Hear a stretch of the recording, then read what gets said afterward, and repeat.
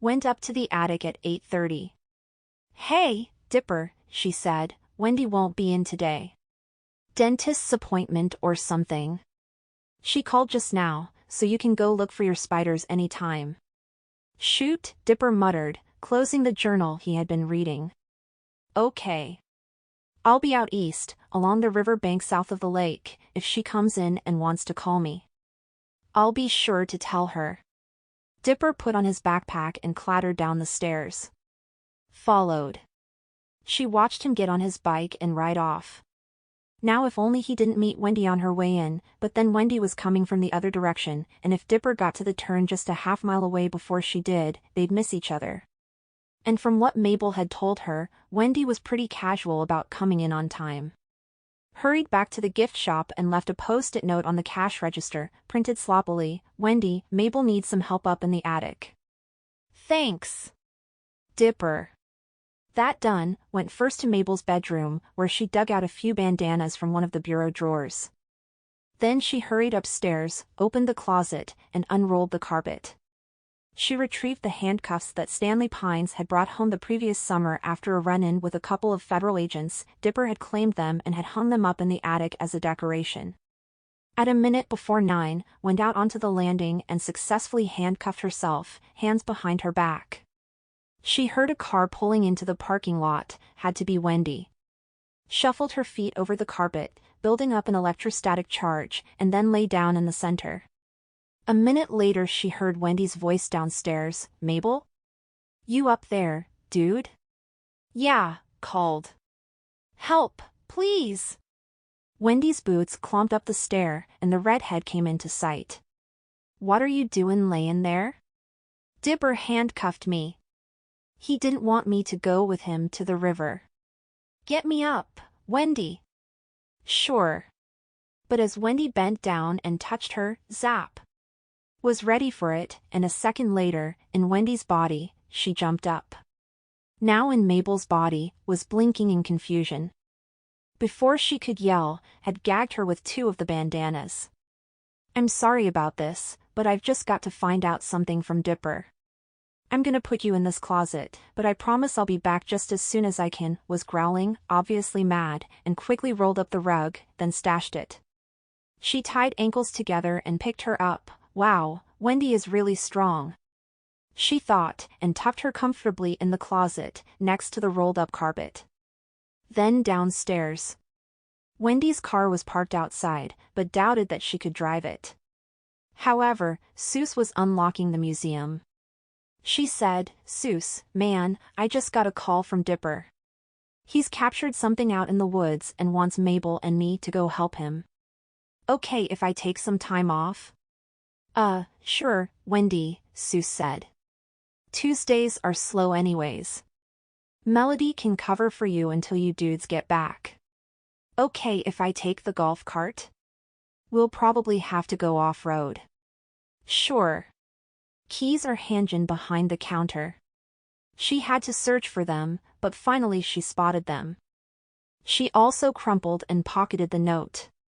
"Mabel's already outside. See you in a few. Have fun." It felt a little heady to be out in Wendy's body. Sort of enjoyed the sensation of being tall and slender. It gave her a whole new perspective, in a way. She fired up the golf cart and then took off, heading across country toward the part of the river where Dipper was exploring. It was a jouncey ride, and she had to detour around thickets and avoid steep hills, but she figured she should be in the general area within half an hour or so. Now if she could just locate Dipper. In the closet, was fuming. She squirmed and tried pulling her handcuffed wrists down low enough so she could pull her legs through and maybe untie her ankles. She could have done it in her own body, but Mabel's shorter arms made it impossible. She wondered what Mabel was up to. It wasn't like her to trick a friend like that. And though Mabel had told her of their adventures with the carpet, and she vividly remembered walking in on Seuss when it looked as if he had lost his mind completely, turned out it was only waddles in his body, as Mabel had told her, though she remembered all that, had not had first-hand experience with body swapping before. Growling. If she could only get the cuffs off, but Mabel's hands were too big to slip out of their grip. The closet was stuffy and dusty, and the dust tickled her nose and made her eyes itch. She rolled onto her back and raised her butt off the floor. Now if she could just bend her knees. The effort creaked her shoulder joints and made her elbows ache, but she got her bound wrists down to her heels. She pulled her knees even tighter against her. Dang it, if Mabel didn't eat so much candy, I could probably do this easy, and slowly managed to pull her heels through, and then her hands were in front of her, still manacled, but in a useful position. She reached up and yanked the bandana down, then spat out the one that had been crammed in her mouth. She managed to untie the hard knot in the other bandana, the one binding her ankles, then turned, fumbled for the doorknob, and got the closet door open. Keys. Stanley Pines had a set somewhere. Dipper had taken the cuffs, so he probably had the keys, too. Went into the attic bedroom and started looking in drawers. I forgot what it felt like to be this short, she thought. Probably because the last time I was this short, I was, like, 6 years old. Aha! There were 2 strong-looking but small keys on a silvery ring. She retrieved them and realized she couldn't reach the handcuff locks. Unless, clambered onto Dipper's bed. Man, the dude nearly died that time he laid on my bra. He'd have like an aneurysm if he knew I was in his bed, and got the key in her mouth, gripping it with her teeth. She slipped it into the lock, but turning it was beyond her. However, more than one way to skin a cat and all that junk, so she carefully went to the desk and managed to trap the head of the key in the space between the top desk drawer and the left leg of the desk. Then, turning her wrists until the cuffs cut into them, she persisted until she heard a sharp click and the cuffs sprang open. Okay. Now to find out what Mabel was up to. And the best way to do that, she thought, was to find Dipper. Closed the closet door on the landing and then hurried down the stairs, nearly tripping herself up. Mabel has really stubby legs. She saw Seuss and said, "Hey, dude, know where Wendy is?" He looked at her in surprise. "Hambone. I thought you went out with her on the golf cart to find Dipper." I guess she forgot me, went behind the counter and retrieved her cell phone from the shelf where she always parked it, along with her car keys. I'll just have to catch up with her. Is something going on? What gave you that idea? She snapped before running out of the shack. Great. She had a car, she had her keys, and she had legs too short to work the pedals. Punched Dipper's number into her phone and waited impatiently as she heard the rings. Wendy. Dipper, dude. Mabel? Wendy. You sound just like Mabel. I know, man. 'Cause I'm in her body. Whose body? Mabel's. I thought you said you were Wendy. Dude, focus. Remember that electron carpet you guys got all messed up with? Oh, no. You and Mabel, did you accidentally? Mabel switched us on purpose. I don't know why. She told me you had a dentist's appointment today. That's a lie. What's with Mabel, Dip? She never lies. I don't know. Look, dude, where are you? Dipper told her. Said, if I could drive, I could be there in 10 minutes. With these short little legs, it'll take an hour to get there. Wendy! Your old bike is still in the shed, Dipper said. You could ride it. Yeah, I guess I could. Okay, Dipper, I'll be there ASAP. You wait near the road and watch for me. But remember, I look like Mabel, okay? Man, that carpet ought to be burned. Not yet, she yelled. A minute later she was pumping the pedals of her old bike. The tires were a little squashy, but then Mabel didn't weigh as much as she did, and was pretty sure they'd hold out. On the other hand, Mabel's short legs meant that she couldn't actually sit on the bike seat.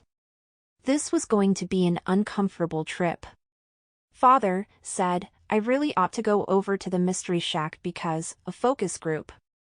Preston said. He and Pacifica, well, Pacifica's body, anyway, were in the back seat of the limo, heading for neutral ground. He did not want to meet Fiddleford McGucket in his house, because McGucket's house used to be Northwest's house, and it would be awkward, so they'd arranged on the phone to meet at the library, where they could have a conference room to themselves. Wellington drove with his usual quiet competency. A focus group is what we need.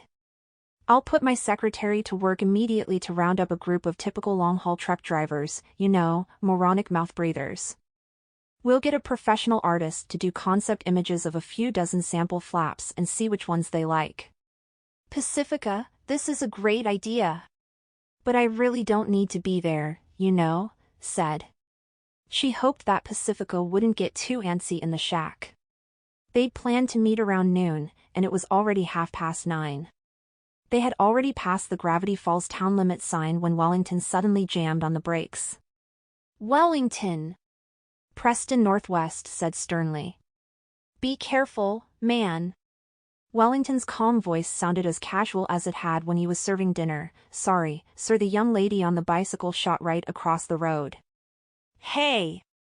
That's me, yelped, looking at the rapidly receding girl on the bike. What's you? Preston asked in an irritated tone. With a sudden inspiration, put on a Cockney accent, that's me ol' Shumlet Mabel Pines on that bicycle, that is. What? Whoever it is, she should watch where she's going, grumbled Preston. They got to the library, explained to Fiddleford the kind of technology they were looking for, and Fiddleford, who was more neatly groomed these days and looked more like an absent-minded professor than a wild-eyed hillbilly, scratched his shorter beard thoughtfully. That sounds feasible, I reckon. And if you're thinkin' volume, the price point could be quite reasonable, too. By cracky. Sir, I like the way you think, Preston said. Well, if my daughter could do it and survive, I suppose I can, too. Shake on the deal? Preston only winced a little when Fiddleford spat in his palm prior to the handshake. He was still frantically pumping hand sanitizer when the limo started back toward the Northwest house. At the intersection where Mabel Pines had shot past on the bike, insisted on getting out. I'll be home soon, father, she said. Call me dad, money. I mean honey, Preston said, not even looking up from the calculator where he was estimating profits. Jogged in the direction that the bicyclist had gone. She tapped Dipper's phone number into Pacifica's phone. Pacifica? Dipper asked as soon as he answered. Mabel! Okay, Dipper groaned. You are in Pacifica Northwest's body, right? Right. And Wendy is in your body, right? What? I see Wendy coming now, except she's you. I mean your body. Where are you? Told him. Okay, we're gonna head back along the road toward you. You come and meet us. If you see Wendy driving the golf cart, that's really Pacifica. Hi, Mab, Wendy. Weirdly, heard her own voice coming back at her over the phone. She couldn't understand the words, but the tone sounded mad. And then Dipper said, let's start back this way, and I'll try to explain. Except I'm not sure I even understand it. Mabel, you still there? No, Wendy, I'm talking on the phone to Mabel. No, not her. The Mabel you saw wasn't Mabel. No, not like the shapeshifter, Mabel. Look, come and meet us. We'll have to find Pacifica and straighten this mess out. I am so freaking mad right now, said as they got back to the shack. She was walking with crossed arms and hunched shoulders, but the pose looked really odd, given that she was occupying Mabel's body. I mean, what is up with Pacifica? She stole my identity. And my body. I think I know, told her. Hey, don't glare at me, Wendy. I'm not Pacifica, I just look exactly like her right now, rubbed her eyes and sighed. Okay. Mabel, no offense, but I can't get used to your body. It's like only 2/3 the size I'm supposed to be. And I already had braces once. It's not fair that I have them all over again. Yeah, mine sometimes whistle when I talk, Mabel agreed. But I get 'em off in December.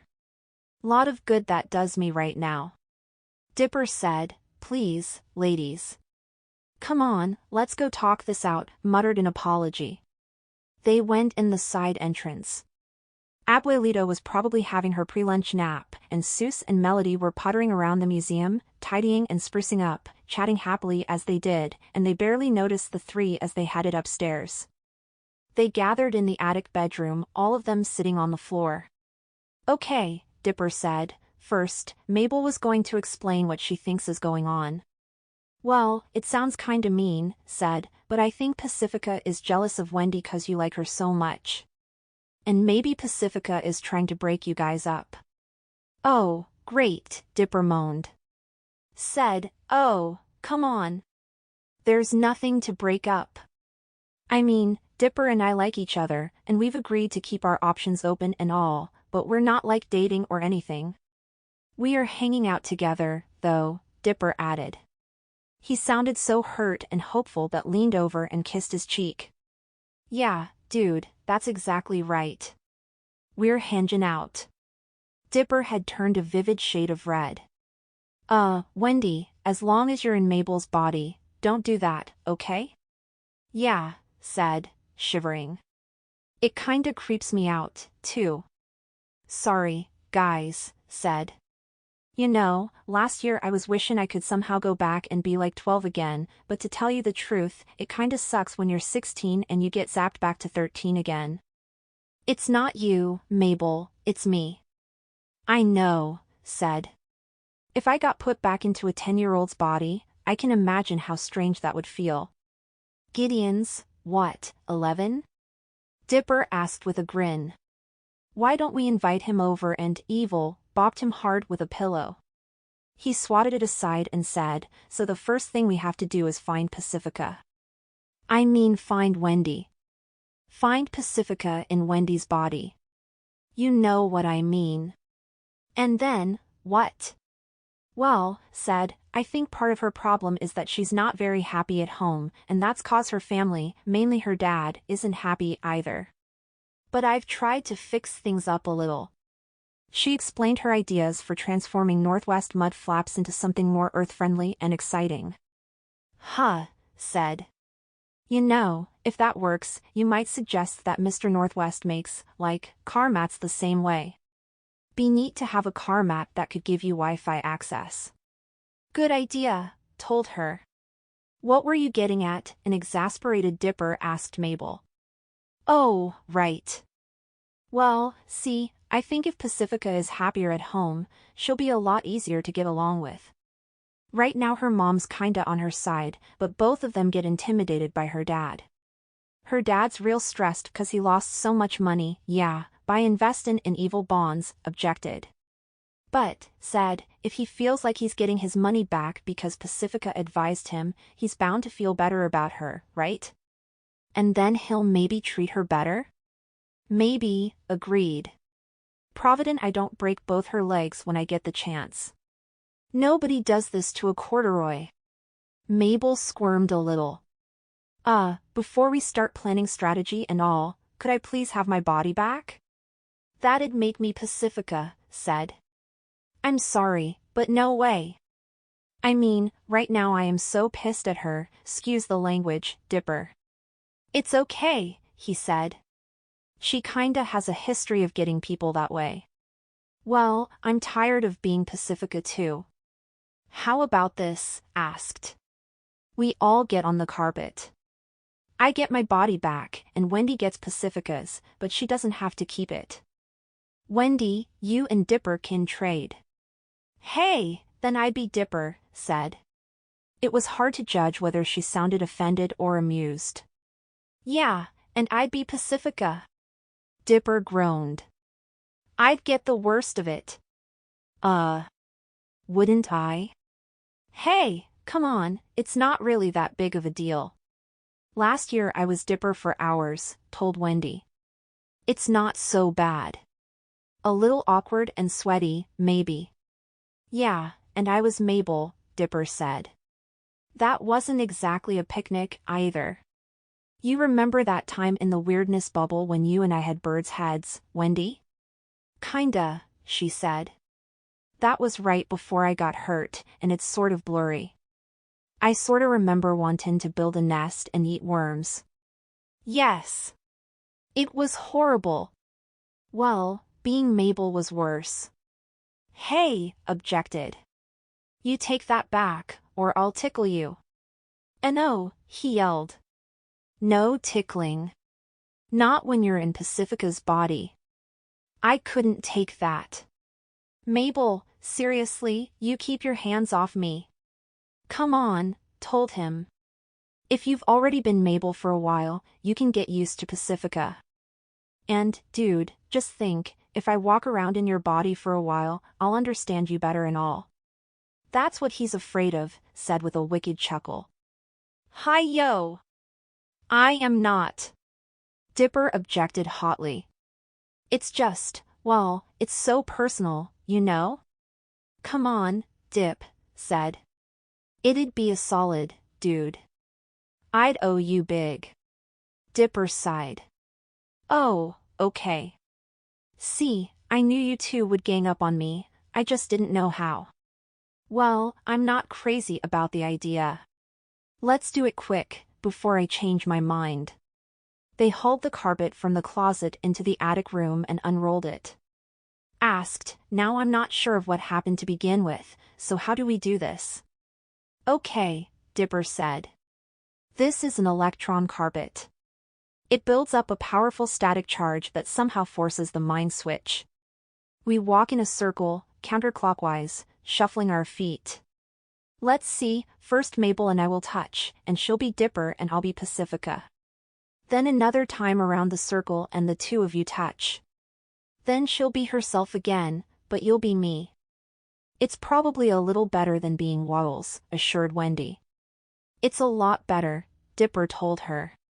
Remember, I was Waddles for a few minutes. Ever since then I've had the habit of eating the core when I have an apple. Well, Sue still, whoa, whoa, whoa, Dipper told her. Look, if it's clear to everybody, let's just go ahead and make the exchange. The longer we wait, the more I'm dreading it. I think I got this, said, standing up. Let's do it. They shuffled around in a circle and made the exchanges. Mabel patted herself and said, Hooray! Mabel is in the body, folks. She kissed her hands and arms. It's so good to have you guys back again. Huh, said, flexing Dipper's arms and legs and looking down at everything. So this is what being a boy feels like. Oh, man, said, is that what my voice always sounds like? Yup, bro. Mabel told him. But hey, you've got Pacifica's voice now. You can hit E above high C. No, thank you. That's not what I feel like hitting right now. Mabel almost collapsed laughing. You even talk like Pacifica, sniffed. Hey, Dip, got a change of clothes? These are a little bit ripe, dude. Pacifica's face suddenly turned pink with embarrassment. Hey, give me a break. I was hiking in the woods all morning, objected. But, yeah, clean underwear's in the top bureau drawer, shirt and shorts in the second drawer, socks in the bottom. I think the vest hanging in the closet's fairly clean, too. That's 'cause Susa's abuelita does the laundry now, Mabel confided. If it was up to Dipper, zip it, sis, warned. Got the clothes out. Man, this is insane. Dipper, are all your outfits identical to each other? I'm a busy guy, and that saves time when I pick out my clothes, said. Hey, wait, stop, leave your shorts on for a minute. Wendy, please don't change in front of me. That's just too weird. So go out in the hall, Mabel said. Or go to the bathroom. I'm in Pacifica's body. I'm not sure I even know how to go to the bathroom. Chuckled. Just do what comes naturally, man. Hey, if you want to tick Pacifica off big time, you could start by having a bubble bath, dude. Oh. Mabel shuddered, then looked suspiciously at her twin. Dipper, did you do anything weird or pervy when you were in my body? No, shouted. I was too freaked out by being my own twin to think of anything gross or Look, I'll go wait on the landing while you change clothes, Wendy. Come with me, Mabel. What for? Because I would appreciate a little privacy for my body, insisted. Come on. Mabel giggled. Gee doy, you big silly. We used to take baths together. But not since we were 3 years old. Go on, Mabel, said in a kind voice. I can understand where he's comin' from. So Mabel and went outside, pointedly not speaking to each other, and it took only a couple of minutes to change. Then the three conferred again. All right, said. Now, Pacifica doesn't have Wendy's phone, 'cause she had it. Picked it up from the shelf under the register, where I always park it, said. Got it in your pocket now, nodded. And Mabel, you have Pacifica's phone, right? Yup. Well, I mean you have it now. It's in the pocket of her jeans. Be careful of those, by the way, they're a designer number, like $500 a pair. Oh, don't know if you realized it, but Pacifica has you on speed dial, Dip. Ag. Okay. So I'm guessing Pacifica has your phone, Mabel?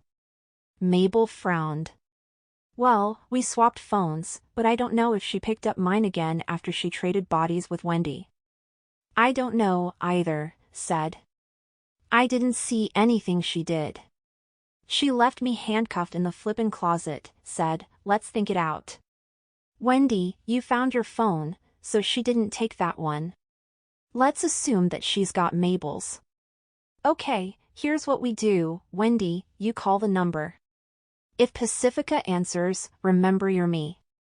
She wants to see me, so you tell her to come back here to the shack. When we get her here, we should be able to hold her down and change everybody back. I don't know, Mabel said. Wendy's pretty strong. Yeah, there is that, agreed. No offense, Dipper, but you have these little noodly arms. I know, said miserably. He flexed Pacifica's arm and said, heck, even Pacifica has more muscle than I do. Tennis and horseback riding, Mabel explained. Cheer up, dude, told him. That's something you can fix with a little exercise. And diet, Mabel said. Remember, diet is important, too. Don't tell me that. You once ate the wallpaper off one whole wall of our room, said. I was 4, and it had strawberries printed on it. Chill, dudes, said. We got this, okay? Wendy makes a cooler you than you do, bro, Mabel confided. Wendy's always cool, said. Okay, Wendy, use my phone to call Pacifica at Mabel's number. I hope I got all that right. Yeah, sounds right, said. She took the phone from a vest pocket. You got Mabel on speed dial? Under contacts. Let me just tell you, Mabel said too, and she recited the number. Wendy punched it in and waited. And waited. Then, with a frown, she thumbed her phone off. Went to voicemail, she said. I don't like that, said. Yeah, Mabel agreed. She'd have checked the caller ID. There's no way that Pacifica wouldn't answer a phone call from my bro. Unless for some reason, she couldn't, said, and they all stared at each other in consternation and sudden fear. How are we gonna find her? Wendy asked. If she didn't go to the woods near the river, and she won't answer her phone, what do we do? Said, hang on, I got this. He took Pacifica's phone from his pocket, but then grunted in frustration. Hey, Mabel, what's her password? Mabel leaned over, looking at the phone's screen. It's, I forgot. Ag. Okay, let me think, Wendy, is my phone in the bottom right inside vest pocket? It'll be buttoned up. Let me check, yep, here it is, handed it over. This ought to work. Mabel and I have the exact same phones. Mabel shook her head. Wrong-o. Yours is a dull, boring gray. Mine's an exciting hot pink. Cop-ow. Hot. Pink. Except for the cases, they're the exact same, snapped. He punched in a number, then did something complex with the buttons. Yes. Write this down, he said to Mabel. He read out a string of numbers. Got that? Mabel was scrounging through the mess on the coffee table, stuff that she was mostly responsible for, from candy wrappers to kazoos. Looking for a pen. Gah reached for a pocket that wasn't there. He balled up his fist in frustration. Why don't girls have pockets? Or pens? Wait, I'll get one. Mabel ran to her room and after a few seconds bounded back with a sketch pad and a red marker. Read it again, bro. Or in this case, sis. Okay, it's, Mabel, that's not funny. Yeah, it is. It's pretty funny, dude, agreed. So what were those numbers again? Dip, read the numbers again in what he meant to be a blunt, level, no-nonsense tone, but coming out in Pacifica's voice, it sounded like a petulant, pouty diva whine. Those like geocaching coordinates, dude? Asked. Nodded. Yeah, it's the app that lets you trace down a lost phone. Our parents insisted that we get it and install it cause Mabel has lost hers before. Pfft. Mabel said. Once, last year, and I did not lose it. It wasn't even lost. All the time I knew exactly where it was, said bluntly, sure you did. It was in Gompers's stomach. Yeah, that goat'll eat pretty much anything, said. She added with a casual glance at Mabel, saw him eat a rocking chair once. And don't forget the car tag that came up from the Gulf, Mabel added with a grin. A goat couldn't eat a rocking chair, wait a minute, that never happened. That's a movie, yelled. He'd flipped open his laptop and was keyboarding at a machine gun pace. Don't distract me, guys. Come on, load. Maps, okay. Oregon. Feed in the coordinates. Enlarge. Yes. She's right here, close to the river south of the lake, about where I was hunting the spider monkeys but a little more to the south, where the river bends, see? Guys, we must have missed her by less than a half-mile. Let's go. Whoa, Dip, said, hang on, dude. Think about it. Seems to me you'd better sit this one out. But it's your body out there. We've got to get her back and put her into this body, so I can get mine back from you. Dipper said, there's a reason she's not answering her phone, and I'll bet it's 'cause she's realized she's in serious trouble with me and Mabel. Now, look, we'll go in very calm and let her know we're not gonna go all medieval on her. I'm pretty sure Pacifica'll come to me, because she'll think I'm you, and probably she'll come to Mabel, who she'll think is me, but if she sees herself hunting herself, she's totally gonna freak out the way she does. She's likely to hide or some junk. Wendy's got a point, Mabel said. You hold down the fort, Dipper. But we'll stay in constant touch, and you can direct and advise us, groaned. Oh, man. This sucks. I hate being in this body. Then we'll go and find Pacifica and get you sorted out as soon as we can, Dip, Wendy said. Come on. You know this is the best way to do it, right? In a frustrated tone that came out all wrong, agreed, right. Mabel couldn't help giggling. You sound like a grumpy grump talking doll. Grinding Pacifica's teeth, said, just go. He went out into the yard and watched them take off, Wendy on his bike and Mabel riding hers. There go the mystery twins, he thought bitterly, but I'm still right here. Head hurt. He went back up to the attic and sat at his desk, his phone out and the laptop open, turned on, and plugged in. He picked up a pen and clicked it nervously. Why hadn't they called? Oh, it was because they'd been gone only 40 seconds. Why didn't the time go faster? It took the girls over half an hour to phone in. It was Mabel, Dipper. We're close to the river. When we got here, we found the golf cart off the road parked behind some bushes, like she tried to camouflage it. And we just located the phone. It was laying on the ground under a tree a little way into the woods, but there's no sign of Pacifica. Laying on the ground? Asked. Why in the world would Pacifica have tossed away her only link to, wait. Hey, don't Wendy's flannel shirts have a pocket? He heard a muted back and forth, and then Mabel said, that one has two. Mabel, what kind of birds are you hearing? Huh? What kind of birds? It's important. Well, there's, no birds, Dipper. Don't seem to be any around. Feeling as if cold fingers were walking up his spine, said, listen to me carefully. Look up into the trees. Look very closely. Tell me what you see. He bit his lip, hoping the answer wouldn't be, Dipper. There are like bunches and bunches real fuzzy ropes hanging in big saggy loops all over the place up there. They're kinda hard to see 'cause they're greenish, like the leaves. They're not ropes, he groaned.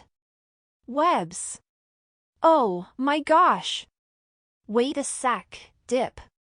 What? What? What are you doing? Mabel. Seconds ticked by, and then Mabel said, bro, I've just sent you a picture. See if you can tell what this thing is. The phone chimed to tell him he had an email. I'll take it on the computer, he told Mabel, tapping at the keyboard. Come on, come on, come on. The email showed up, he opened it, and then he opened the attachment and blew it up to full screen. The picture was an abstraction in blotches and lines of green. Mabel, what am I looking for? It was moving, so it's probably blurry. Upper right part of the screen. Brown. Looking, got it. Oh, my gosh! Mabel, this is what I was searching for, an Oregon spider monkey. Weird looking, man. Doesn't seem to have a tail, but four really, really long legs and, no head. Look closer. It also has a strand of web coming out of its butt. Yeah, I see that now. Does it really not have a head, or is it just a weird angle? I see another one. No head that I can see. How big are these things? Bigger than a possum, smaller than a raccoon. About the size of a fat house cat, I'd say. Want me to take another picture? No, not now. Talking half to himself, went on, all right, think now, these things are some freaky combo of monkey and spider. They string webs in the treetops, probably live on birds and squirrels and stuff like that. If they trap food like spiders do, Mabel. Here. Listen, look up in the trees where the webs are. Look for something hanging up there that will be like a great big cocoon. Cocoon? That's adorable. No, it isn't. Oh, no. You mean Wendy's body may be, I don't know. But look for something big wrapped up in webbing. And watch out for these things, there's nothing about them in the journals except one little reference. No telling what they're capable of. Don't let one near you. But find Wendy. Understood. Mabel fought back the urge to get up and run to the place as fast as Pacifica's legs could carry him. No, he told himself, Wendy is there, she's always cool in a bad situation. Let her and Mabel carry the ball this time. He sat tight. It was about the hardest thing he had ever done. He didn't even feel proud of his successful deduction. If Pacifica had been carrying the phone in Wendy's shirt pocket, it would have fallen out when something snatched her and hauled her upside down, off her feet and up into the trees.